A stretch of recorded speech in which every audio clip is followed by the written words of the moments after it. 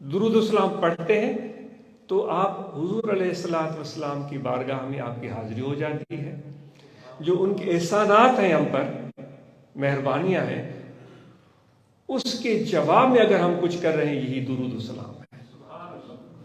تو اس لیے میرے دوستو اس درود و سلام کو پڑھتے رہنا چاہیے. اور ساتھ میں حضور علیہ الصلوۃ والسلام نے جو اپنی زندگی میں کیا، اپنے پڑوسیوں کا خیال رکھا، مہمانوں کی خدمت کی، یتیموں کی سرپرستی کی، بھوکھوں کو کھانا کھلایا، جن کے پاس پہننے کے لیے کچھ نہیں تھا ان کو لباس دیا، جن کے پاس رہنے کے لیے گھر نہیں تھا ان کے لیے چھت مہیا کی. ہم جب تنگ آتے ہیں، یہ آخری بات عرض کر کے گفتگو ختم کی جاتی ہے، ہم جب تنگ آ جاتے ہیں پھر ہم کہتے ہیں کہ بھائی میرا دل چاہ رہا ہے میں جنگل چلا جاؤں. مایوسی ہوتی ہے کیونکہ ہماری توقعات ہوتی ہیں، امیدیں ہوتی ہیں، اپنے بھائی سے امید، اپنے بیٹوں سے امید، اپنے دوستوں سے امید کہ یہ ہوگا وہ ہوگا، مجھے یہ اس طرح وہ میرے ساتھ رہے گا، اتنی مجھے میری مدد کرے گا، اور یہ ساری چیزیں. پھر وہ جب توقعات ٹوٹتی ہیں تو پھر ہم کہتے ہیں کہ شاید یعنی ایسے میں کہاوت کے طور پر جنگل چلا جاؤ. بھائی جنگل جانے کے لیے ہم کیوں کہہ رہے ہوتے ہیں؟ کوئی تو وجہ ہوگی نا. میرا دل کہتا ہے میں جنگل چلے. اچھا جنگل میں جائیں گے آپ کو وہاں کیا ملے گا؟ جنگل میں اگر ہم جائیں تو ہمیں وہاں کیا ملے گا؟ ہمیں وہاں درخت ملیں گے.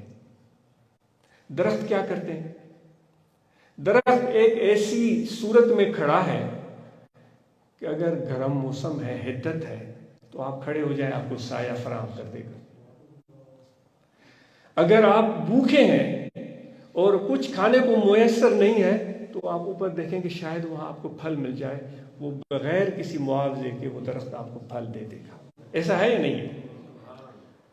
اگر آپ کو وہاں بستر میسر نہیں جس پر آپ آرام کر سکیں، انسان کی یہ بنیادی ضروریات ہوتی ہیں. ایک تو کھانے کے لیے کچھ چیز چاہیے، پھر پہننے کے لیے چھت، رہنے کے لیے چھت چاہیے. یہ چند ایک بنیادی ضروریات. پھر ہم نے ان کو اتنا یعنی کہ وسیع کر دیا ہے، وہ ہماری اپنی مزاج ہے کہ اس کا کوئی اختتام ہی نہیں ہے. اگر آپ کو بستر وہاں میسر نہیں ہے تو درخت کی طرف دیکھیں گے، اس کے پتے موجود ہیں، پتے بچھائیں، اس کو درخت کے اس پتوں پر سو جائیں، آپ کو بستر کا مزہ آئے گا.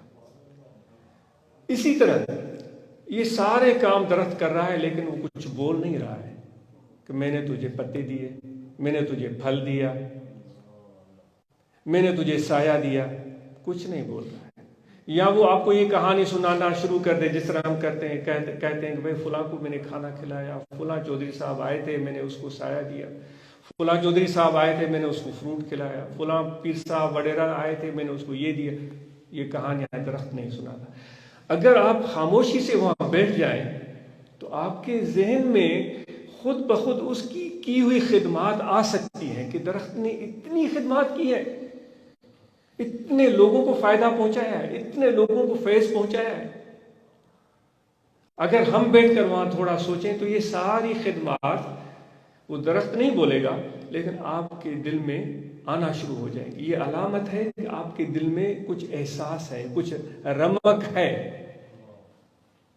تو ہم جنگل اس لیے جاتے ہیں کہ درخت بغیر کسی لالچ کے ہماری خدمت کرتے ہیں، ہمیں فائدہ پہنچاتے ہیں، ہم وہاں بسیرا کر سکتے ہیں، اپنی زندگی گزار سکتے ہیں. تو کیا ہم ان درختوں سے کچھ عادتیں ادھار لے سکتے ہیں؟ اگر وہ کچھ عادتیں ہم ادھار لے لیں تو کتنا ہی اچھا ہو جائے، یہ دنیا کتنی بہترین بن جائے. ہم ان درختوں سے سیکھنے کے لیے شاید تیار ہو جائے، شاید کچھ بہتری پیدا ہو. تو میں آج ہی آتے ہوئے میں سوچ رہا تھا کہ ہم بلا وجہ نہیں کہتے کہ میں جنگل چلا جاؤں. بھائی جنگل میں کوئی تو چیز ہے. ہم تو اپنے دوستوں کو یعنی کہ ان کو غیرت دلا رہے ہوتے ہیں کہ بھائی میں تم سے مایوس ہو گیا ہوں، میں جنگل جانا چاہتا ہوں. جنگل کیوں جا رہے ہیں؟ کیونکہ وہاں درخت ہے، وہ بغیر کسی طمع اور لالچ کے. یہاں لوگوں سے آپ نے امیدیں باندھی، لالچ رکھی، انہوں نے کچھ کیا نہیں تو آپ مایوس ہو گئے. میں نے پیسے مانگے، مجھے پیسے نہیں دیے، مجھے بھوک تھی، اس نے کھانا نہیں کھلایا. وہاں شادی میں گیا تو اس نے مجھے ہاتھ صحیح طرح سے نہیں ملایا، مجھے وہ قطار میں کھڑا ہونا پڑا کھانے کے لیے، میں نے دھکے کھائے۔ تو یہ ساری چیزیں یہ نشاندہی کرتی ہیں کہ ہم اپنی میں کو بھلاتے ہی نہیں۔ دوستوں کے پاس جاتے ہیں تو دوست کو بظاہر خوش کرنے کے لیے جاتے ہیں، لیکن ہم اپنی میں گم ہوتے ہیں۔ وہ گیدڑ جب شام کو نکلتے ہیں نا، وہ آواز نکالتے ہیں، تو ایسے لوگوں نے کہا ہے، وہ ایک گیدڑ کہتا ہے میں وہ میں، یعنی کہ میں بڑا ہوں۔ پھر دوسرا آتا ہے تم کون ہوتے ہو، میں وہ میں۔ پھر تیسرا آتا ہے، پھر وہ پورا ان کا وہ غول جمع ہو جاتا ہے، پھر آواز در آواز، آواز در آواز، میں وہ میں۔ وہ ہم زبان سے تو نہیں بول رہے ہیں، لیکن ہمارے رویے، ہمارے طور اطوار وہ ظاہر کہہ رہے ہیں میں وہ میں، میں وہ میں۔ تو اس انانیت سے نکلنے کی ہمیں ضرورت ہے۔ اس کے لیے اللہ کا ذکر ہے، جو ابھی دوست بات کر رہے تھے خدمت کی، یہ بہترین بات ہے۔ ہر کی خدمت کر وہ مخدوم شد، جس نے بھی خدمت کی وہ مخدوم ہو گیا۔ حضرت ابو الحسن خرقانی اس سلسلہ کے پیشوا ہیں، اور وہ اتنے عظیم صوفی اور بزرگ گزرے ہیں کہ بڑے بڑے دانشور ان کی خدمت میں جاتے تھے۔ ابو علی سینا جیسا فلسفی حکیم ان کی خدمت میں گیا تھا۔ وہ خود کہتا ہے کہ میں جب ہوتا، یہ سعدی نے یہ کہانی لکھی ہے، وہ کہتا ہے جب میں گیا مجھے حیرانی ہوئی کہ وہ ابو علی سینا جو ہے وہ اپنے دیوار کی چنائی کر رہے تھے، میں نے پہچانا ہی نہیں۔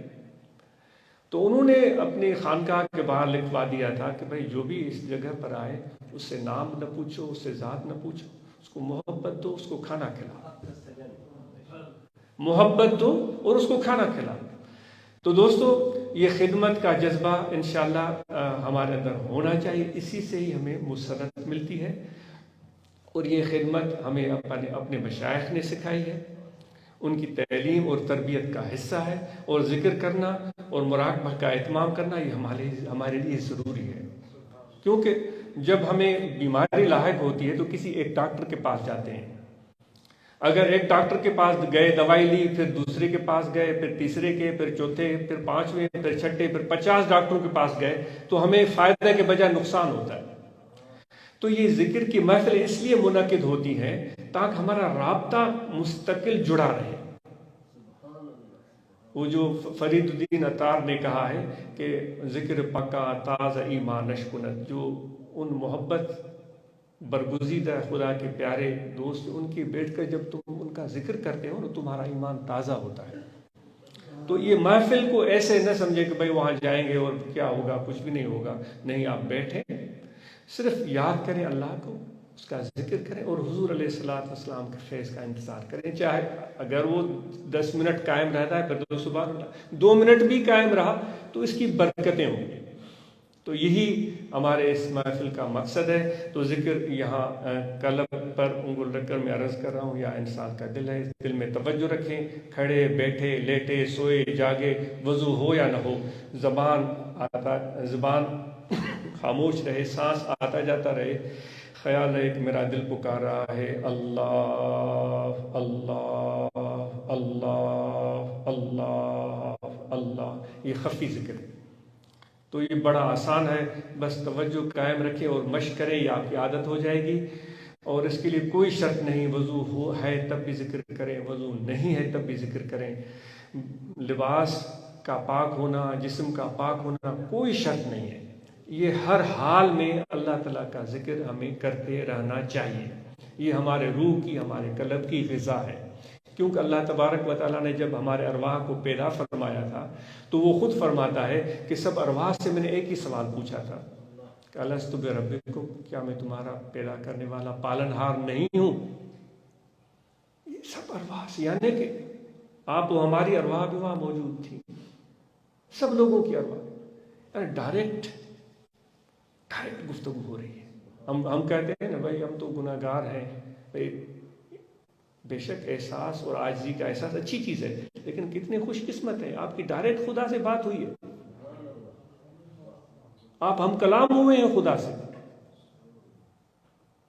کیونکہ آپ سب نے جواب دیا تھا قالوا بلا، یہ جواب دیا تھا ہاں تم ہمارے رب ہو۔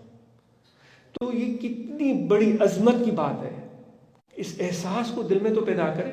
ہم اوروں کی بات سن کر بھئی ایسے ہے ویسے ہے یہ ہے وہ ہے، ہم تو کچھ کر ہی نہیں سکتے، ایسی بات نہیں ہے. تم سب عظمت والے ہو، آپ سب عظمت والے ہو. باقی یہ ہے کہ ایک قطار میں رہنے کی ضرورت ہے، جو کہ سلسلہ عالیہ کی بنیادی تعلیمات ہے. میں سے ہے یک راگیر محکوم گیر، ایک کی رہنمائی چاہو اور پکے طریقے سے چاہو، اس رہنمائی میں چلتے رہو. یہ بنیادی چیز ہے. تو انشاءاللہ اس سے ذکر کا فائدہ اور زیادہ ہوگا، کیونکہ اگر صوبہ سے نکلیں گے، کیونکہ ہمارے مرشد پیر مٹھاسی رحمۃ اللہ علیہ فرماتے تھے کہ بھائی روپے میں کتنے آنے ہوتے ہیں؟ وہ کہتے ہیں 16 آنے. پھر فرماتے تھے کہ بھائی دیکھو 15 آنا جو ہے، یہ سلسلہ نقشبندیہ کی میں بات کر رہا ہوں، 15 آنا مرشد کی محبت دل میں رکھو، 1 آنا ذکر. فرماتے تھے یہ کمبینیشن کافی ہے. پھر فرماتے تھے کہ دیکھو جو 15 آنا آپ کی محبت ہے اور قلبی تعلق ہے، اس میں 1 پیسے کی بھی کمی نہیں ہونی چاہیے. اگر اس میں 1 پیسے کی بھی کمی ہوئی تو آپ کا ذکر بھی آپ سے چھوٹ سکتا ہے. اگر اس محبت کو قائم رکھیں، ذکر میں سستی آ گئی تو اس محبت کی وجہ سے ایک نہ ایک دن آپ ذاکر بن جائیں گے، آپ اللہ تعالیٰ کے عارف بن جائیں گے. تو اس لیے اس محبت کو اپنے دل میں جگائے رکھیں. جس طرح حضرت ابوبکر صدیق رضی اللہ تعالیٰ عنہ کی بات ہو رہی تھی کہ وہ محبت کے میدان میں سب صحابہ سے آگے تھے. اس سلسلہ عالیہ کے پیشوا حضرت ابوبکر ہیں، تو وہی محبت اس طریقہ عالیہ میں بنیاد ہے. تو اور مراقبہ ذکر کی تو بات میں نے عرض کر دی، آپ سب آپ کریں، مراقبہ کریں، اور جو ختم شریف ہے وہ روزانہ بلا ناغہ پڑھیں، اور وہ بارگاہ رسالت مآب صلی اللہ علیہ وسلم میں تحفہ پیش کریں. آپ کے آل پاک، صحابہ اور سب اولیاء خصوصاً مشائخ نقشبند اپنے مرشد کامل کو اس کا تحفہ پیش کریں، ایصال کریں، اور پھر آنکھیں بند کر کے زبان تالو کے ساتھ چسپان کر کے توجہ دل میں رکھ کر مراقبہ کریں. تو انشاءاللہ یہ بلغ میں آج تو یہ عرض کرتا ہے کہ آپ کو اگر بیٹھنے کا موقع نہیں ملتا ہے تو کھڑے ہوئے وہیں 2 منٹ کھڑے آنکھیں بند کر لیں اور دل کی طرف توجہ کر کے اللہ اللہ بڑے بڑے سانس لیں، اور اللہ اللہ سانس آئے تو بھی اللہ، باہر جائے تو بھی اللہ.